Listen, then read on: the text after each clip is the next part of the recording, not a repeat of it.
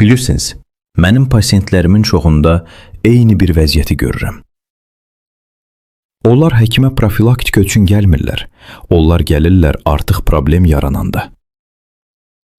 Yüksək təzyiq, şəkərli diabet, oynaqlarda ağrılar, daimi yorğunluq və demək olar ki, hər dəfə eyni cümləni eşidirəm. Doktor, mən elə bilirdim ki, bu yaş üçün normaldır. Amma həqiqət budur. Bu problemlərin çoxu yaşın özü deyil. Bunlar illərlə təkrarlanan vərdişlərin nəticəsidir. Elə vərdişlər ki, insanlar onları tamamilə normal hesab edirlər. Mən doktor Azərəm. Uzun illərdir tibbdəyəm və bir şeyi çox aydın gördüm. 40 yaşdan sonra sağlamlığı ən çox zədələyən şey xəstəliklər deyil, səhv həyat tərzidir. Bu videoda insanların 40 yaşdan sonra ən çox etdiyi ciddi səhvlərdən danışacağıq. Bunlar sadə məsləhətlər deyil. Bunlar sağlamlığa sistemli təsir edən vərdişlərdir. Və videonun sonunda bir vərdiş haqqında danışacağım ki, o digər bütün səylərin təsirini ciddi şəkildə azalda bilər. Birinci səhv. Siz simptomu müalicə edirsiniz, səbəbi yox. Çox tanış vəziyyət var. Baş ağrıyır, dərman içirik. Təzyiq qalxır, dərman qəbul edirik.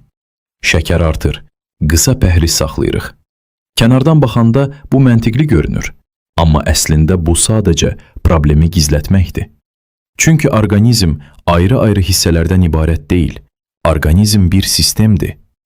Məsələn, yüksək təzyiq bəzən ürəklə bağlı olmur, bəzən səbəb yuxu problemidir, bəzən səbəb stressdir, bəzən səbəb artıq çəkidir. Yəni, simptomu müalicə etməklə siz səbəbi aradan qaldırmırsınız, sadəcə problemi bir müddət gizlədirsiniz. İkinci səhv. Siz hələ də 30 yaşın qaydaları ilə qidalanırsınız. 40 yaşdan sonra bədəndə ciddi dəyişikliklər baş verir. Hormonlar dəyişir, metabolizm yavaşlayır, əzələ kütləsi azalır. Bu isə o deməkdir ki, əvvəl işləyən qidalanma sistemi artıq işləməyə bilər. Əvvəllər axşam makaron yesəniz belə problem olmaya bilərdi. Amma 40 yaşdan sonra bu eyni qida şəkərin kəskin yüksəlməsinə səbəb ola bilər. Və bunun nəticəsində yorğunluq artır, çəki artır və aclıq hissi daha tez yaranır. Bu səbəbdən qidalanmanın strukturu dəyişməlidir. Səhər yeməyi daha çox zülal və sağlam yağlardan ibarət olmalıdır. Yumurta, kəsmi, qoz fındıq, avokado.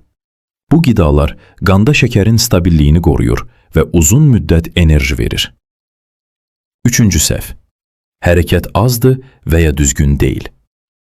Bir çox insan düşünür ki, sadəcə gəzmək kifayətdir. Gəzmək əlbəttə faydalıdır. Amma 40 yaşdan sonra bu artıq kifayət etmir. Çünki yaş artdıqca əzələ kütləsi azalır. Əzələlər isə bədənin ən aktiv metabolik toxumasıdır. Əzələ azaldıqca metabolizm də yavaşlayır. Bu səbəbdən güc məşqləri vacibdir. Bu mütləq idman zalı demək deyil, sadə məşqlər də kifayətdir. Oturub qalxmaq planka, yüngül qantillərlə məşq. Bu məşqlər əzələləri qoruyur və metabolizmi aktiv saxlayır. Dördüncü səhv. Xroniki iltihab. Bir çox xəstəliklərin arxasında gizli bir faktor var. Xroniki iltihab. Bu vəziyyəti insan hiss etmir, amma orqanizmdə sakit şəkildə davam edir. Və illər keçdikcə damarları zədələyir, oynaqları zədələyir, beyin fəaliyyətini zəiflədi.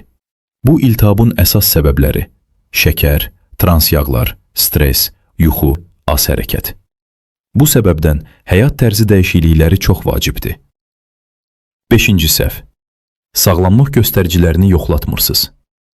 Bir çox insan yalnız problem yarananda analiz verir. Amma 40 yaşdan sonra profilaktik yoxlanış çox vacibdir. Hər il ən azı bunları yoxlatmaq lazımdır. Xolesterin göstəriciləri, qanda şəkər, vitamin D, qalxana bənzər vəzi hormonları. Bu analizlər gələcək problemləri erkən mərhələdə aşkar etməyə kömək edir. Altıncı səhv. Yuxunun əhəmiyyətini qiymətləndirməmək. Bir çox insan gündə 5-6 saat yatmağı normal hesab edir. Amma 40 yaşdan sonra bu ciddi problem yaradır. Yuxu çatışmazlığı stress hormonlarını artırır, immun sistemi zəiflədir, çəki artımına səbəb olur. Optimal yuxu müddəti isə təxminən 7-8 saatdır. 7-ci səhv. Stresi normal hesab etmək. Stres həyatın bir hissəsidir. Amma xroniki stres orqanizm üçün çox təhlükəlidir. Stres hormonları təzyiqi artırır, şəkəri yüksəldir, immun sistemi zəiflədir. Bu səbəbdən stresin idarə olunması çox vacibdir. Gəzinti, fiziki aktivlik, dərin nəfəs məşqləri, sevdiyiniz insanlarla ünsiyyət, bunların hamısı stres səviyyəsini azaltmağa kömək edir. Və sonda çox vacib bir mövzu. Alkogol. Bir çox insan düşünür ki, az miqdarda alkogol zərərsizdir. Amma müasir tədqiqatlar göstərir ki, tam təhlükəsiz doza mövcud deyil. Alkogol yuxunu pozur, qaraciyəri yükləyir, çəki artımına səbəb olur və ən əsası, insanın özünü nəzarət etməsini zəiflədir. Nəticə. 40 yaşdan sonra sağlamlıq şans məsələsi deyil. Bu gündəlik qərarların nəticəsidir. Hər yemək, hər məşq, hər gecə yuxu, bunların hamısı gələcəyinizə qoyulan investisiyadır. Mən doktor Azərəm. Növbəti videoda çox maraqlı və vacib bir mövzudan danışacağam. Bəzən insan sadəcə yorğun olduğunu düşünür. Amma bəzən məsələ daha ciddi ola bilər. Növbəti videoda çox sadə bir üsul göstərəcəm.